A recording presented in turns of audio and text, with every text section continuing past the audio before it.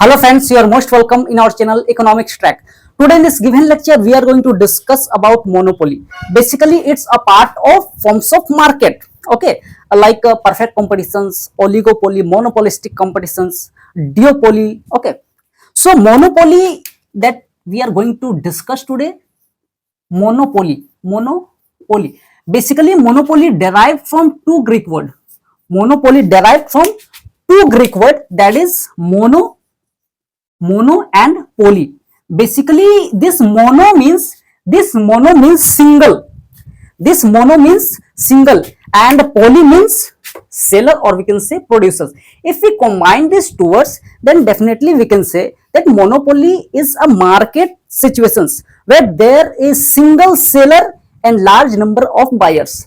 There is single seller and large number of buyers with no close substitute. इस means किसी तरह का close substitute हमारे को देखने को नहीं मिलेगा.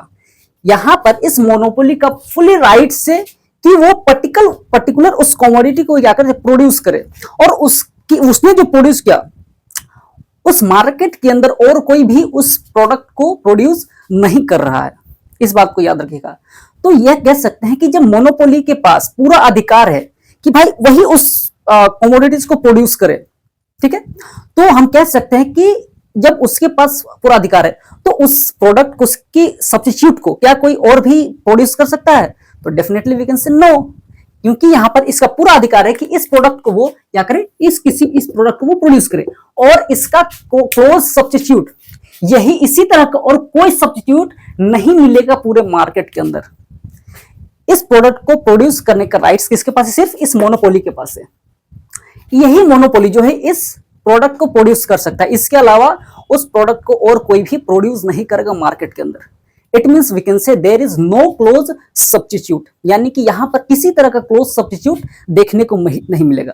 बेसिकली क्लोज सब्स्टिट्यूट को हम लोग एक बेहतरीन एग्जांपल्स के तहत कह सकते हैं कि जैसे टी एंड कॉफी. यदि हम टी महंगा हो जाता है कभी कभी तो हम शिफ्ट कर जाते हैं कॉफी की ओर, यानी कि क्या कह सकते हैं कि वो सब्स्टिट्यूट है.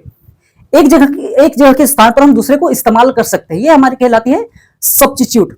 लेकिन यहां पर मोनोपोली पूरे मार्केट के अंदर जो भी चीजें प्रोड्यूस करेगा उसका किसी तरह का सब्स्टिट्यूट पूरे मार्केट के अंदर देखने को हमें नहीं मिलेगा. ठीक है, तो ये बेसिकली एक कंडीशन है किसकी? मोनोपोली की. इस बात को आप याद रखिएगा. ठीक है, तो एक और बार मैं आसान शब्दों में कह दूं कि monopoly basically two Greek word mono and poly से लिया गया, जहां मोनो का मतलब होता है सिंगल और इस पोली का मतलब होता है सेलर और we can say producers. Okay, तो इस बात को आपको जहन में रखनी है. तो इस मोनोपोली के अंदर कुछ इसकी कैरेक्टरिस्टिक्स होती है, कुछ फीचर्स होती है. तो चलिए उस फीचर्स को हम लोग बारीकी से समझ लेते हैं ताकि हमें ये मोनोपोली जो मार्केट है ये और बेहतरी से हमें समझ में आ जाए.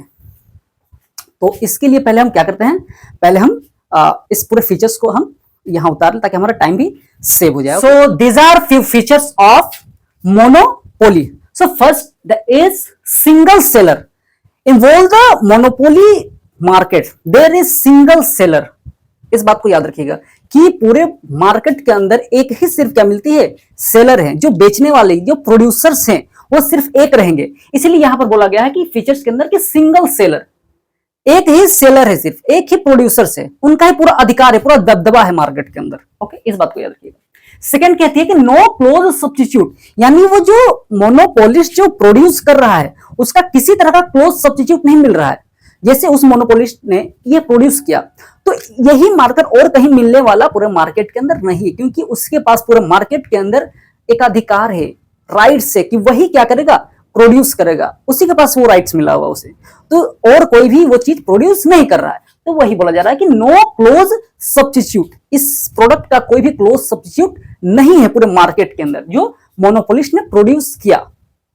इसके बाद थर्ड नंबर कहलाती है कि प्राइस मेकर, क्योंकि मोनोपोलिस्ट जो है वो मोनोपोली मार्केट के अंदर जो मोनोपोलिस्ट है वह तो अकेले ही प्रोड्यूस कर रहा है, तो वही क्या डिसाइड करेगा? प्राइस को वही डिसाइड करेगा, क्योंकि और कोई कंपटीशन है ही नहीं कि सब मिलकर प्राइस को क्या करे, डिटरमिन करे.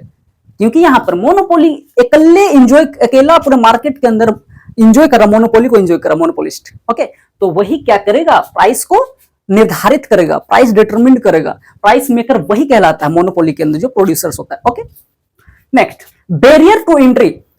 इस मोनोपोली मार्केट के अंदर बैरियर टू एंट्री है, यानी कि एंट्री करना बड़ा ही कठिन कठिन काम है। एंट्री बहुत ही आसानी से नहीं मिलता है, इसके लिए परमिशन चाहिए, गवर्नमेंट की परमिशन होती है, तब जाकर क्या करेगा कोई मोनोपोलिस्ट एंट्री करेगा मार्केट के अंदर। ठीक है, तो बैरियर टू एंट्री, एंट्री करना बाधा है, बैरियर, एंट्री नहीं कर सकता जल्दी कोई। देन प्राइस डिस्क्रिमिनेशन, कहा जा रहा है कि प्राइस डिस्क्रिमिनेशन होगा यहां पर, यानी कि डिफरेंट डिफरेंट लोगों को सेम प्रोडक्ट के लिए डिफरेंट डिफरेंट प्राइस चार्ज करना, तो वही कहा जा रहा है कि प्राइस डिस्क्रिमिनेशन। जैसे इंडियन रेलवे है, वो सीनियर सिटीजन्स के लिए डिफरेंट टिकट का प्राइस है, उसी तरह जो अंडर एज है उससे भी डिफरेंट है प्राइस है टिकट के। तो उसी तरह कहा जा रहा है कि जो मोनोपोलिस्ट होता है वो प्राइस को डिस्क्रिमिनेट करता है, प्राइस को वो डिस्क्रिमिनेट करेगा, भेदभाव करेगा प्राइस में, कि इससे हम कुछ और चार्ज करेंगे, इससे कुछ और चार्ज करेंगे, इस तरह से होता है। ठीक है, इसके बाद हम देखते हैं potential for access profit. Potential है, इसके पास बहुत ज्यादा प्रॉफिट अर्न करने का पोटेंशियल, क्योंकि मार्केट के अंदर उसी का अधिकार चल रहा है, तो वो जो भी जितना चाहे प्रोडक्ट प्रोड्यूस कर सकता है, जो भी प्राइस रखे वो डिसाइड कर सकता है वो, तो उसके पास इतनी पोटेंशियल से कि वो क्या कर सके, एक्सेस प्रॉफिट को जनरेट कर सके। वो मोनोपोलिस्ट एक्सेस प्रॉफिट को जनरेट कर सके, क्योंकि उसके पास पूरे मार्केट का पकड़ है, पूरे मार्केट में वो अकेला है जो प्रोड्यूस कर रहा है। ठीक है, वो मार्केट में कह सकते हैं कि जो प्रोड्यूस कर रहा है उसका मालिक है प्रोडक्शंस का, तो वो कितना भी प्रॉफिट को एक्सेस कर सकता है, उसके पास बहुत अच्छा खासा क्या है, पोटेंशियल है, इस बात को याद रखिएगा। इसके बाद है कि फुल कंट्रोल ओवर सप्लाई, यानी जब मैं मार्केट के अंदर अकेला प्रोड्यूस कर रहा हूं चीजें, तो मेरे पास क्या है, कह रही है कि पूरा कंट्रोल है क्या किस सप्लाई करने का, मैं जितना चाहूं प्रोडक्शन कर सकता हूं, तो पूरे सप्लाई का मेरे पास ही क्या है, मेरे हाथ में ही वो चाबी है, जिसके बदौलत मैं क्या कर सकूं, प्रोड्यूस कर सकूं, या तो प्रोडक्शन को खूब बढ़ा सकूं या कम कर दूं, ये मेरे हैंड में है। ठीक है, क्योंकि फुल कंट्रोल ओवर सप्लाई की बात कहा गया यहां पर।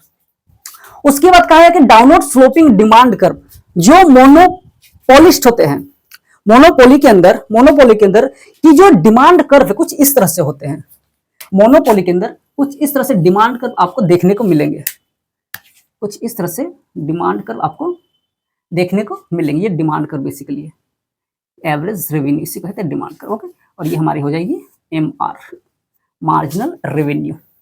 तो इस तरह से जो डाउनवर्ड स्लोपिंग क्या है, डिमांड कर्व क्या है, वो डाउनवर्ड स्लोपिंग है, ये हमारे डाउनवर्ड यानी नेगेटिव स्लोप दिख रही है आपको, डाउनवर्ड स्लोपिंग है। ठीक है, उसके बाद 9th नंबर जो हमारी फीचर्स है वो कह रही है कि firm is itself an industry. देखिए, बहुत सारे फर्म्स मिल जाते हैं तो कहलाती है वो एक इंडस्ट्री है, लेकिन यहां मार्केट के अंदर केवल मात्र एक ही फर्म से, जो मोनोपोली मार्केट के अंदर है, जो मोनोपोलिस्ट है वही सिर्फ अकेला फर्म से, तो उसी को हम लोग बेसिकली कहेंगे इंडस्ट्री, क्योंकि और तो किसी तरह का फर्म्स नहीं है, वो अकेला वहां पर है, प्रोड्यूस कर रहा है, तो उसी को हम लोग बेसिकली यहां इंडस्ट्री कहेंगे, क्योंकि अकेला है भाई मार्केट, पूरे मार्केट के अंदर, तो वही क्या है, इंडस्ट्री कहलाएगा। ठीक है, ये सारी थी कुछ फीचर्स ओके इसकी मोनोपोली की। अब देखते हैं कुछ टाइप्स, यानी टाइप्स ऑफ मोनोपोली, कितनी टाइप्स की मोनोपोली होती है। ठीक है, तो पहले मैं इसे रब करूं फिर हम समझते हैं। So this are the type of monopoly. Okay, यानी मोनोपोली का कुछ टाइप्स है ये। तो फर्स्ट इज प्राइवेट मोनोपोली। तो देखिए, जब अधिकार, किसी चीज को बनाने का अधिकार जो है किसके पास हो, प्राइवेट सेक्टर के पास हो, या कह सकते हैं किसी प्राइवेट इंस्टीट्यूशंस के पास हो, प्राइवेट कंपनी के पास हो। ओके, तो उसे हम लोग कहेंगे बेसिकली प्राइवेट मोनोपोली है वो। जैसे हम लोग सबसे बेहतरीन एग्जांपल्स के तौर पर कह सकते हैं कि टाटा। ओके, टाटा इसका सबसे बेस्ट एग्जांपल्स हो सकती है। उसी के साथ हम बात करें पब्लिक मोनोपोली की, जैसे पब्लिक मोनोपोली में सबसे बेस्ट एग्जांपल्स है वो है रेलवे, इंडियन रेलवे। तो इंडियन रेलवे का जो भी सर्विस प्रोवाइड कर रही है वो गवर्नमेंट के हाथों में, यानी कि पब्लिक मोनोपोली के अंदर जो है बेसिकली गवर्नमेंट का ही क्या होता है, रोल होता है। वही क्या करती है, चीजों को प्रोडक्शंस करती है, चाहे वो गुड्स हो या फिर सर्विसेज हो। ओके, और इस प्राइवेट मोनोपोली का सबसे मेन मोटिव होता है, प्राइमरी मोटिव जो होता है वो होता है क्या, वेलफेयर, ह्यूमन वेलफेयर करना। ठीक है, लोगों का कल्याण करना। थर्ड नंबर है legal monopoly. Legal monopoly basically कहते हैं कि जब कोई ट्रेडमार्क हो गया, कोई कॉपीराइट्स हो गया, ठीक है, इस तरह की चीजों में वो क्या कर सकता है, अपना लीगल प्रोटेक्शन दर्ज कर सकता है।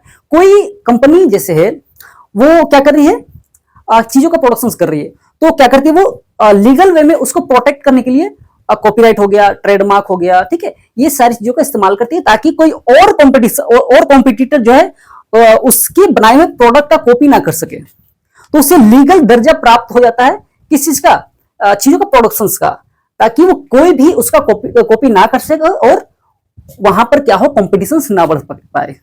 कंपटीशन से बचने के लिए बेसिकली लीगल प्रोटेक्शंस लेती है बहुत सारी कंपनियां जो भी चीजों का प्रोडक्शन करती है। तो इसे कहते हैं हम लोग लीगल मोनोपोली। उसके बाद कहेंगे आती है नेचुरल मोनोपोली।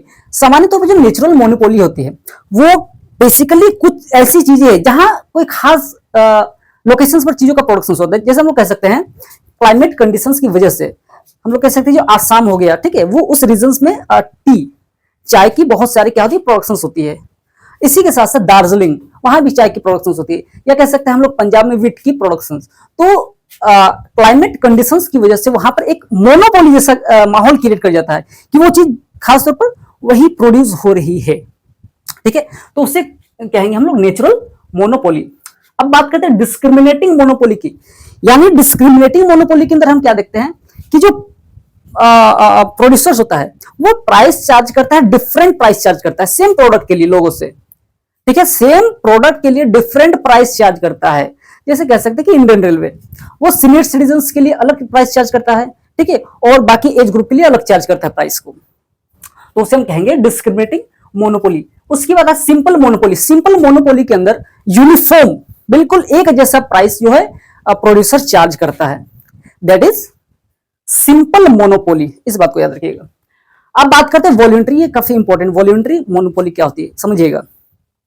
जब कंपटीशन से बचने के लिए बहुत सारी प्रोड्यूसर्स क्या कर सकती है, अपने संगठन को बना लेती है, अपने ऑर्गेनाइजेशंस को बना लेती है। जैसे हम बात कर रहे हैं ओपेक। ओपेक की जब बात करते हैं वो क्या है, एक ऑयल प्रोड्यूसर्स एक कंपनी है बेसिकली, ठीक है। तो उन्होंने क्या कर दिया, उन्होंने क्या किया कि आप अपने में एक संगठन बना लिया, आपस में क्या किया, एक ऑर्गेनाइजेशन बना लिया, जिसके माध्यम से वो इस बात को याद रखते हैं कि भाई कितनी प्रोडक्शन करनी हमें सब मिलकर, ताकि कॉम्पिटिशन ना बढ़े। सबसे प्राइमरी मोटिव होता है इस वॉलंटरी मोनोपोली का कि कंपटीशन से बचने के लिए सब आपस में मिल जाते हैं। तो जब सब आपस में ही मिल गए तो वो भी तो मोनोपोली ही कहलाएगी, ठीक है। सब मिलकर वो क्या कर रहे हैं, चीजों का प्रोडक्शन कर रहे हैं, ठीक है, तो वही कहलाएगी वॉलंटरी मोनोपोली। इस बात को याद रखिएगा।